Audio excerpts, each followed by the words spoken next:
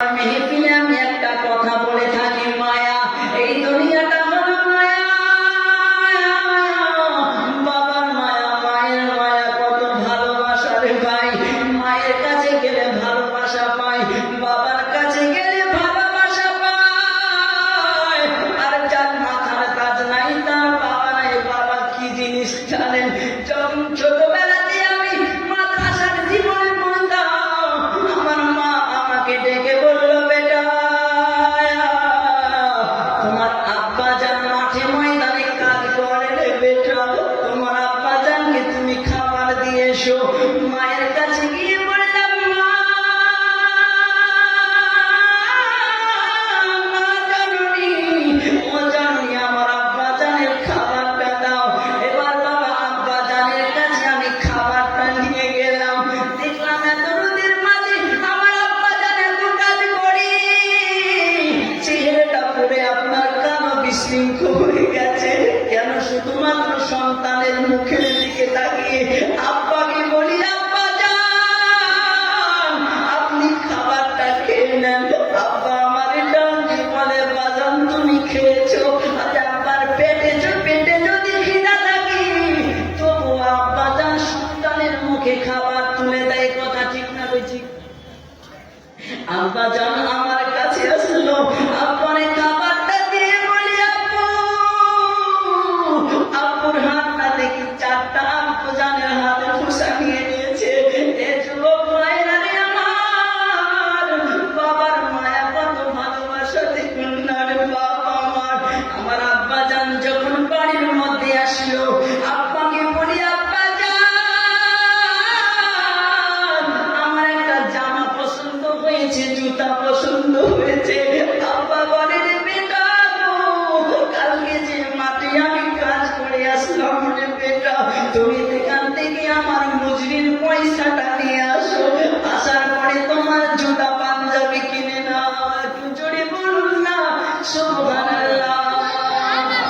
বাবা তুমি কেমন আছো ছোট্ট মাটির ঘরে?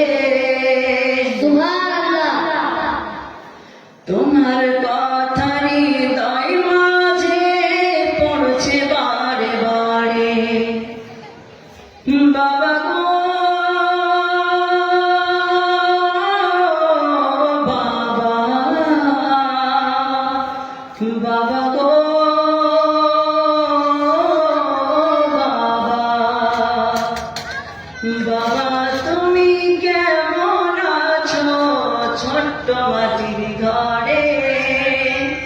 তোমার কথা হৃদয় মাঝে পড়ছে বারে বারে। বাবা গো বাবা, বাবা গো বাবা, কত আদর কত স্নেহ তোমার কাছে পেলাম, সব কিছু হারিয়ে আজকে নিঃস্ব হয়ে গেলাম। ব্যারেলির জমিনে যখন পড়াশোনা করছিলাম, আমার একটা বন্ধু ছাদের উপরে গিয়ে অনেক কান্নাকাটি করে। আমি বলতেছি, ভাইজান তুমি কেন কাঁদো? পয়সার দরকার না, খাবার দরকার না। বলে, আমার আব্বা জান আম্মা জানের কথা মনে পড়ে।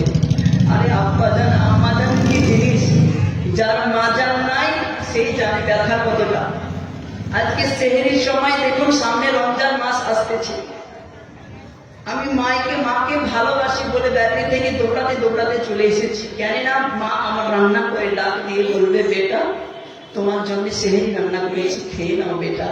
যার মা নাই তাকে তো আর কেউ ডাকতে পারবে না বাবা।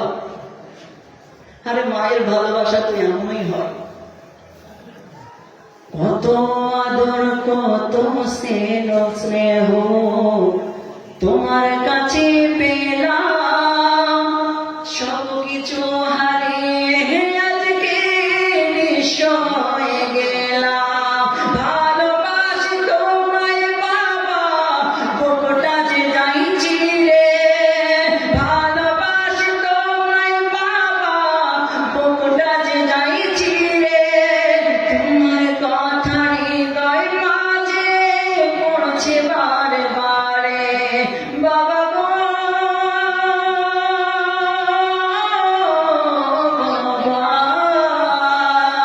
বাবা গো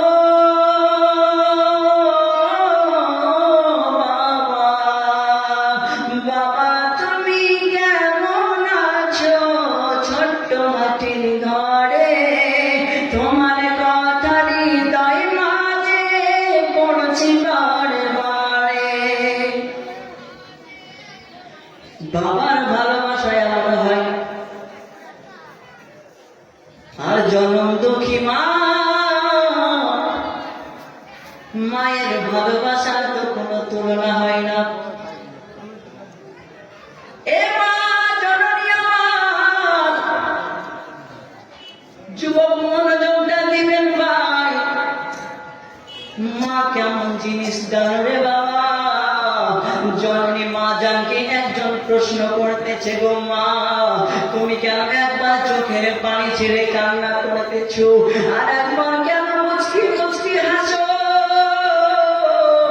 মা বলে বোন রে আমার পেটের ভেতরে যে আমার সন্তানটা আছে রে আমার পেটের মাঝে যখন লাথি মারি আমি ব্যথা পেয়ে কান্না করি আর আমি মুচকি মুচকি হাসি এই কারণে আমার বাদাম পেটের মাঝে জিন্দা আছে এখন জোরে বলুন না সুবহানাল্লাহ বলতেছিলাম বাবা মায়া এই দুনিয়াটা হলো মায়ার জালে ভরা কত জনের মায়া মায়া রে মায়া এই মায়ার ভাঙন ভাঙিয়া অন্ধকার কবরে চলে যেতে হবে মনোযোগ আল্লাহ বলেন ওয়ামা তাদরি নাফসুন বিআই ইয়াউমিল্লাহ আল্লাহ বলতেছেন তুমি কোন জায়গায় মরবা পৃথিবীর কেউ জানে না একমাত্র আমি আল্লাহ পাক জানি এ মা